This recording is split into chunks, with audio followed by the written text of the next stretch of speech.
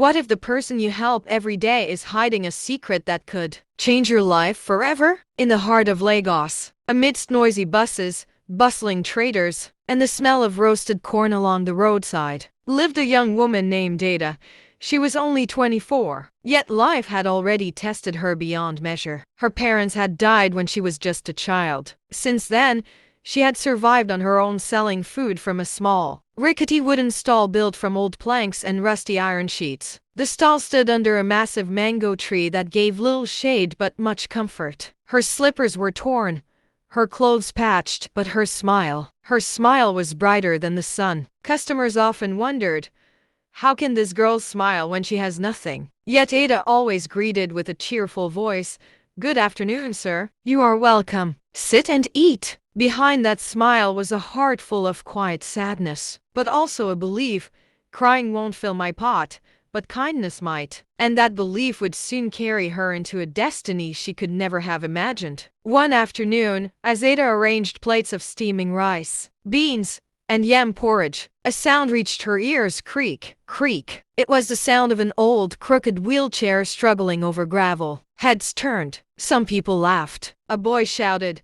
"Look at that dirty cripple again." The man's legs were wrapped in old bandages, his trousers torn, his face covered in dust. His hair was uncombed, his eyes sunken with exhaustion. Many avoided him, some even held their noses. But Ada didn't flinch. She looked at him with compassion. "Baba Kalu, you're here again," she said softly. He lowered his head, ashamed. "I was too weak yesterday. I have not eaten in 2 days." Ada looked at her table. Only one plate of beans and yam remained, the food she had saved for herself. For a moment, her hand trembled. Hunger bit at her stomach. But without a word, she placed the plate before him. "Here, eat." His hands shook as he took the spoon. His eyes glistened, but he didn't cry. He only bent his head and ate slowly. And as people mocked her, Ada replied calmly, "If I were the one in that chair, wouldn't I want someone to feed me too?" But who was Baba Kalu really? And why did he choose her? Day after day, Baba Kalu returned, rolling his wheelchair to Ada's stall. And day after day, she fed him. Sometimes jollof rice with peppered meat, sometimes yam porridge, sometimes just plain beans. He never begged aloud. He never stretched out his hand like other beggars. He only sat silently, head bowed, as though waiting for her kindness. And Ada never failed him. Her friend Mama I've teased her, "Ada, you barely have enough for yourself, yet you give away food? Do you expect him to pay you back?" Ada only smiled. "No, Mama I don't give to be paid back. I give because it is the right thing."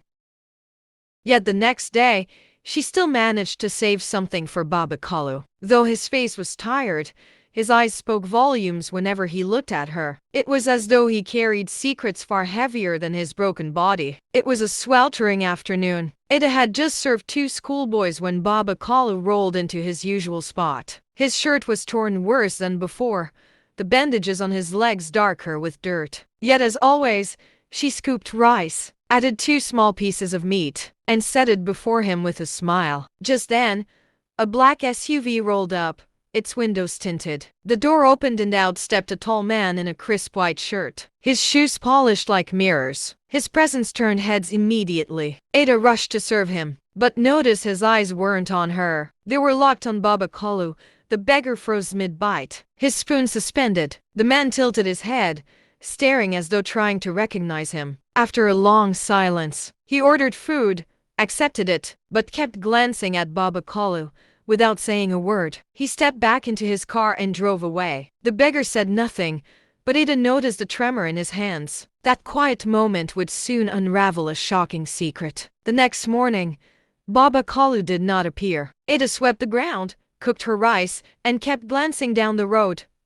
Nothing. 1 day passed, then 2, then 3. Her chest grew heavy. "He never misses a day. Where is he?" she whispered. She asked around Mama Ife, street boys, Okada riders, but no one had seen him. Her nights grew restless. She held the old plate she once used to serve him, staring at it with worry. Something is wrong, very wrong. On the 4th day, a stranger in a red cap appeared. He dropped a brown envelope on her table. "Read this. Don't tell anyone." Then he left. Ada's hands shook as she opened it. Inside were just a few words. Come to Green Hill Hotel at 4 p.m. Don't tell anyone. From a friend. Her heart pounded. Who sent this? Was it Baba Kalu? Was he alive? Something deep inside her told her she must go. At Green Hill Hotel, Ada was led through marble halls until she stood before a grand door. With trembling hands, she pushed it open, then froze. There in the middle of the room sat Baba Kalu, but this was no beggar. His hair was neat,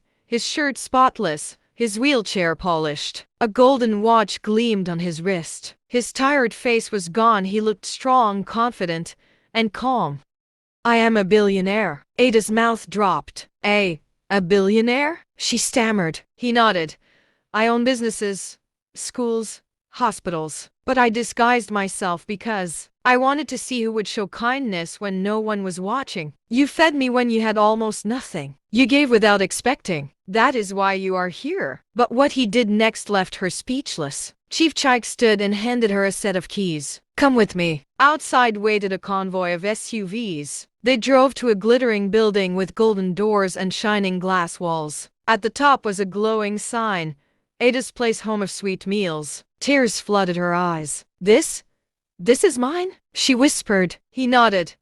You gave from your poverty. Now you will live in abundance. Feed others as you fed me. Inside, the restaurant was a palace, golden lights, polished floors, a huge modern kitchen. Ada fell to her knees in gratitude. From that day, she became the proud owner of a luxury restaurant. But she never forgot her beginnings. Every week, she sent food trucks into the city feeding beggars, street children, and widows. People asked why. She always answered, kindness brought me here. Kindness must continue. And as she handed out warm food to the poor, she whispered to the sky, thank you, Baba Kalu. Thank you for seeing my heart.